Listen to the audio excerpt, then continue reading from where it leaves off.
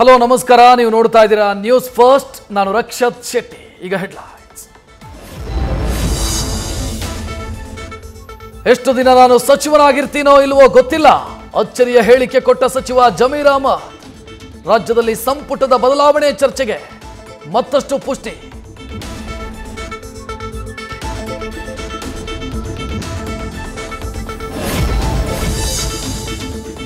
ಮೂಡಾ ಹಗರಣ ವಿರುದ್ಧ ಪಾದಯಾತ್ರೆಯ ಯುದ್ಧಕ್ಕೆ ಸಜ್ಜು. ಕಮಲ ಪಡೆಯಿಂದ ಪೂರ್ವಭಾವಿ ಸಭೆ ಮೂಲಕ ಶಸ್ತ್ರಾಭ್ಯಾಸ. ಸಿಎಂ ರಾಜೀನಾಮೆ ಕೊಡುವವರೆಗೂ ಹೋರಾಟಕ್ಕೆ ಶಪಥ.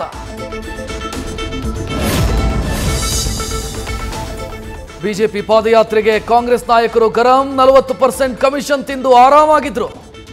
ವಾಕ್ ಮಾಡಿ ಅವರ ಮೈ ಕರಗಿಸಿಕೊಳ್ಳಲಿ ಅಂತ ಸಚಿವ ಶರಣ ಪ್ರಕಾಶ್ ಪಾಟೀಲ್ ಕೌಂಟರ್. ತನಿಖೆ ನಡೀತಾ ಇರುವಾಗ ಪಾದಯಾತ್ರೆ ಯಾಕೆ ಅಂತ ಸಂತೋಷ್ ಲಾಡ್ ಪ್ರಶ್ನೆ.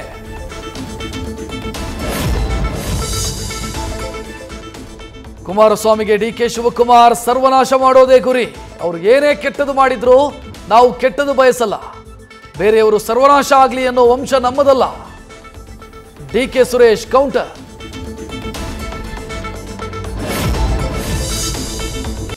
ಹಿಡಕಲ್ ಡ್ಯಾಂನಿಂದ ಘಟಪ್ರಭಾ ನದಿಗೆ ನೀರು ಬಿಡುಗಡೆ. ಬಾಗಲಕೋಟೆ ಜಿಲ್ಲೆಯ ಮಿರ್ಜಿ ಗ್ರಾಮಕ್ಕೆ ನುಗ್ಗಿದ ನದಿ ನೀರು. ಮನೆಗಳು ಜಲಾವೃತ, ಜನ ಕಂಗಾಲು.